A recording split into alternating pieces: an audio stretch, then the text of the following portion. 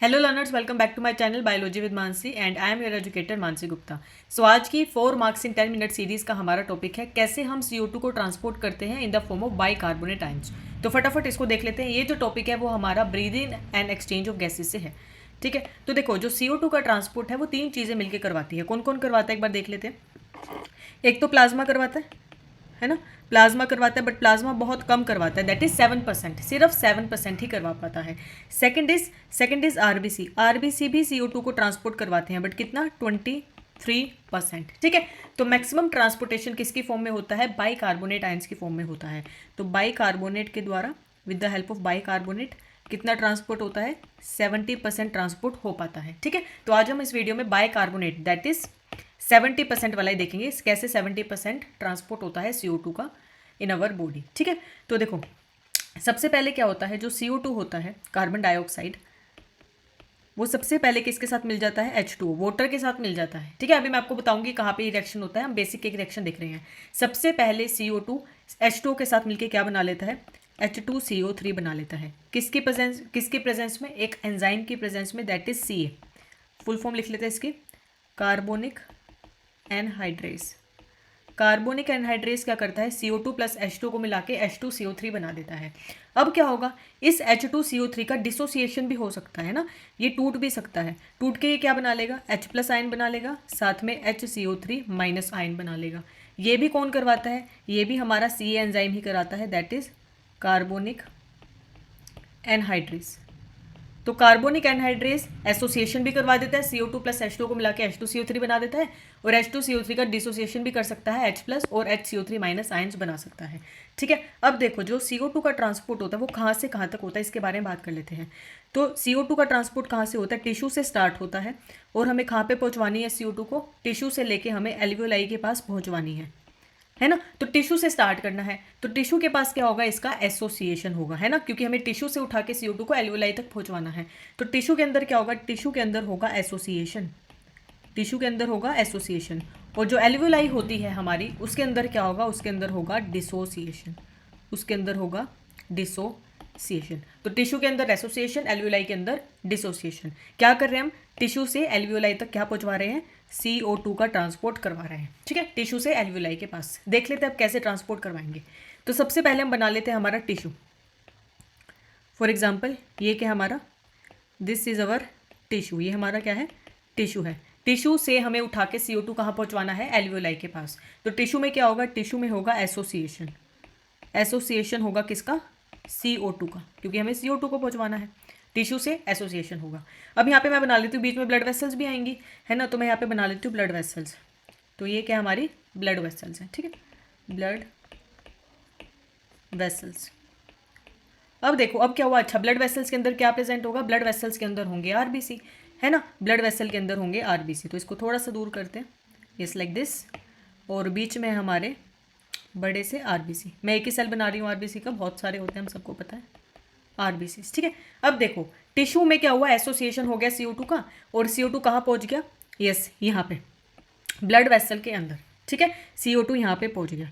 अब यहाँ पे क्या है, ब्लड वेसल के अंदर प्लाज्मा भी है ना, यहाँ पे प्लाज्मा भी प्रेजेंट है, और प्लाज्मा कितना करवाता है, प्लाज्मा हमारा 7% करवाता है ट्रांसपोर्ट CO2 का। तो प्लाज्मा क्या कर देगा, प्लाज्मा यहाँ पे 7% ट्रांसपोर्ट कर देगा CO2 का। बाकी बचा हुआ 23% इज डन बाय आरबीसी, है ना, और 70% in the form of bicarbonate. ठीक है, तो इसको देख लेते हैं। ठीक है, 7% प्लाज्मा ने करवा दिया, बाकी का बचा हुआ CO2 कहाँ जाएगा, बाकी का बचा हुआ CO2 हमारा जाएगा आरबीसी के अंदर, है ना, बाकी का बचा हुआ CO2 हमारा आरबीसी में चला गया। आरबीसी में क्या होगा, देखो CO2 सबसे पहले किसके साथ मिलेगा, आरबीसी के अंदर हमें पता है ना, वाटर भी प्रेजेंट होता है, तो CO2 सबसे पहले वाटर के साथ मिलेगा, है ना। और अभी हमने पीछे रिएक्शन देखी, CO2 वाटर के साथ मिलके क्या बना लेता है, H2CO3 बना लेता है in the presence of CA enzyme, that is carbonic anhydrase. अभी हमने पीछे देखा, ये वाली रिएक्शन देखो, सेम लिखा है मैंने, दिस वन, CO2 H2 के साथ मिलके H2CO3 बना लेता है in the presence of CA carbonic anhydrase. ठीक है, तो ये रिएक्शन कहाँ पे होती है, ये रिएक्शन होती है हमारी आरबीसीज में, ठीक है। तो देखो आरबीसी में क्या हुआ, CO2H2 के साथ मिलके in the presence of carbonic anhydride क्या बना लिया, H2CO3 बना लिया। अब क्या होगा, इस H2CO3 का डिसोसिएशन भी हो सकता है, मैंने भी पीछे बनाया देखो, इस H2CO3 का डिसोसिएशन भी हो सकता है H+ एंड HCO3- में with the help of again Ca enzyme. तो अब क्या होगा, इस H2CO3 का क्या हो जाएगा, डिसोसिएशन हो जाएगा, और ये डिसोसिएट करके क्या बना लेगा, एक H+ बना लेगा, साथ में HCO3- आयन बना लेगा। किसकी हेल्प से, again with the help of Ca enzyme, with the help of Ca enzyme. मैं थोड़ा सा और जूम कर देती हूँ, yes, with the help of Ca enzyme, ठीक है। आगे हम बात करते हैं, आगे क्या होगा देखो, नेक्स्ट स्टेप विल बी, अब क्या होगा, ये जो H+ बना है, दिस H+, ये जो H+ बना है वो किसके साथ मिल जाएगा, ये हमारा हीमोग्लोबिन के साथ मिल जाएगा, है ना। आरबीसी के अंदर हीमोग्लोबिन भी होते हैं। ये H+ किसके साथ मिल जाएगा, ये H+ हमारा मिल जाएगा हीमोग्लोबिन के साथ, और क्या बना लेगा, HHB बना लेगा, क्या बना लेगा, HHB बना लेगा, किसके अंदर, आरबीसी के अंदर ही, ठीक है। और बचा हुआ HCO3-, ये वाला बचा हुआ HCO3- कहाँ निकल जाएगा, आरबीसी से बाहर निकल जाएगा, यस, ये बाहर निकल जाएगा, आरबीसी से निकल गया, है ना। बाहर निकल के HCO3- किसके साथ मिल जाएगा, NaCl के साथ मिल जाएगा, ठीक है। HCO3 बाहर निकल गया, किसके साथ मिल गया, NaCl के साथ मिल गया, और क्या बना लिया, NaHCO3- CO3- और साथ में एक क्या निकला हमारा, Cl- निकला, है ना, ये हमारा निकल गया। अब देखो हमने क्या किया, हमने आरबीसी से क्या निकाला, HCO3- निकाला, एक आयन हमने निकाला यहाँ से, है ना। तो हमें एक आयन वापस भी तो देना पड़ेगा, है ना। एक नेगेटिव चार्ज हमने आरबीसी से बाहर निकाला है, तो एक नेगेटिव चार्ज देना भी पड़ेगा आरबीसी को, ताकि आयनिक बैलेंस मेंटेन रहे। तो हम क्या करेंगे, इस Cl को क्या करेंगे, आरबीसी के अंदर पहुंचवा देंगे, ताकि आयनिक बैलेंस मेंटेन रहे, ठीक है। तो यहाँ पे मैं लिख रही हूँ, क्या दिक्कत आती है, यस, क्या होता है, HCO3- क्या हो जाता है, इसकी शिफ्टिंग हो जाती है ना, ये शिफ्ट कर जाता है कहाँ पे, फ्रॉम आरबीसी, आरबीसी से निकल जाता है, जिसकी वजह से क्या हो सकता है, जिसकी वजह से आयनिक इम्बैलेंस हो सकता है, आयनिक इम्बैलेंस हो सकता है।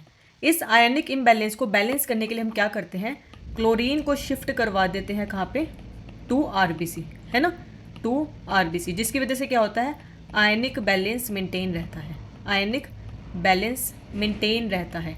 इसी शिफ्ट को हम क्या बोलते हैं, इसी शिफ्ट को हम बोलते हैं क्लोराइड शिफ्ट, क्या बोलते हैं इसको हम, क्लोराइड शिफ्ट बोलते हैं। जिसमें हमने क्या किया, जब HCO3- बाहर निकला आरबीसी से, तो हमने क्या करा, एक Cl- दे दिया, ताकि आयनिक बैलेंस मेंटेन रहे। इसी को हम क्लोराइड शिफ्ट बोलते हैं, ठीक है, इसको हम क्लोराइड शिफ्ट बोलते हैं। अब देखो हमारा क्या हुआ, CO2 अभी तक कहाँ पे, ब्लड वेसल में है, एल्वियोलाई के पास नहीं पहुंचा, हमें कहाँ पहुंचवाना है, हमें एल्वियोलाई के पास पहुंचवाना है। तो आगे देखते हैं अब क्या होगा। अभी तक हमने क्या देखा, मैं दोबारा से रिपीट कर रही हूँ, CO2 का एसोसिएशन हुआ टिश्यू में, CO2 चला गया ब्लड वेसल के पास, प्लाज्मा ने 7% करवा दिया, बाकी का बचा हुआ CO2 गया हमारा आरबीसी में, CO2H2 के साथ मिलकर क्या बनाया, H2CO3 in the presence of carbonic anhydrase. H2CO3 dissociate भी हो सकता है again in the presence of Ca, क्या बना लेगा, H+ एंड HCO3-। ये H+ किसके साथ मिल जाएगा, हीमोग्लोबिन के साथ मिलकर HHB बना लेगा, HCO3- निकल जाएगा यहाँ से, और NaCl के साथ मिलके, सोल्ट के साथ मिलके क्या बना देगा, NaHCO3, साथ में क्लोरीन, है ना। हमने यहाँ से HCO3- बाहर निकाला था, तो हमें एक क्लोरीन देना पड़ेगा, एक नेगेटिव चार्ज देना पड़ेगा, ताकि आयनिक बैलेंस मेंटेन रहे। इसी को हम बोलते हैं क्लोराइड शिफ्ट, ठीक है। अब देखो, अब हमें क्या करना है, हमें एल्वियोलाई तक पहुंचवाना है हमारा CO2। तो आगे का देखते हैं क्या होगा। देखो दोबारा से मैं ब्लड वेसल बना रही हूँ यहाँ पे, this is our blood vessel, और ये है हमारे एल्वियोलाई। अब देखो लास्ट हमारे पास क्या बना था, देख लो यहाँ पे, लास्ट हमारे पास NaHCO3 बना था यहाँ पे, है ना, NaHCO3, Cl तो हमने वापस पहुंचवा दिया था, तो इसको नहीं लिखेंगे। लास्ट हमारे पास क्या बना था, NaHCO3 बना था, तो लिख लेते हैं, लास्ट हमारे पास NaHCO3 बना था, ठीक है। और अंदर हमारे पास अगेन क्या प्रेजेंट है, यहाँ पे आरबीसी प्रेजेंट है। अब देखो ये NaHCO3 क्या करेगा, देखते हैं, यस, ये NaHCO3 अगेन क्या कर सकता है, डिसोसिएट कर सकता है, और क्या बना सकता है, Na और साथ में HCO3-, है ना। NaHCO3 ने डिसोसिएशन कर लिया, और Na और HCO3- बना लिया। अब ये HCO3- कहाँ चला जाएगा, आरबीसी में चला जाएगा, है ना। HCO3 चला गया हमारा आरबीसी में, ठीक है। अब आरबीसी में याद है ना, H+ भी था, है ना, H+ भी था। ये HCO3- H+ के साथ मिलके क्या बना लेगा, H2CO3 बना लेगा, है ना, H2CO3 बना लेगा, ठीक है। ये H2CO3 अगेन डिसोसिएट हो सकता है, और क्या बना लेगा, अगेन वाटर और CO2, है ना। वापस से सारी रिएक्शन क्या हो रही है, रिवर्स हो रही है ना। देखो यहाँ पे हमने क्या किया था, यहाँ पे हमने वाटर और CO2 को मिला के H2CO3 बनाया था, है ना। यहाँ पे हमने क्या किया, H2CO3 को डिसोसिएट करके क्या बना दिया, H2O और CO2 बना दिया, है ना। अब ये CO2 जो है हमारी, ये CO2 कहाँ चली जाएगी, एल्वियोलाई में चली जाएगी, है ना। ये CO2 अब हमारी एल्वियोलाई में चली जाएगी। CO2 ट्रांसपोर्ट हो जाएगा कहाँ पे, टू एल्वियोलाई।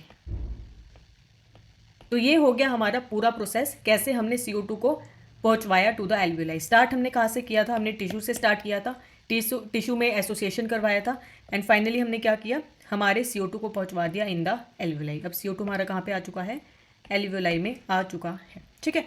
अब कुछ कैलकुलेशन देख लेते हैं, 2 कैलकुलेशन देख लेते हैं। अब देखो हमारा जो 100 ml ब्लड है, 100 ml ऑफ ब्लड कितना CO2 पहुंचवाता है, 4 ml ऑफ CO2 पहुंचवाता है टू द एल्वियोलाई। याद रखना 100 ml ऑफ ब्लड कितना पहुंचवाता है, 4 ml ऑफ CO2 पहुंचवाता है टू द एल्वियोलाई, ठीक है।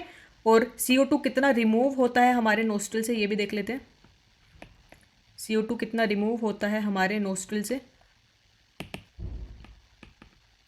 That is 200 ml per minute, है ना।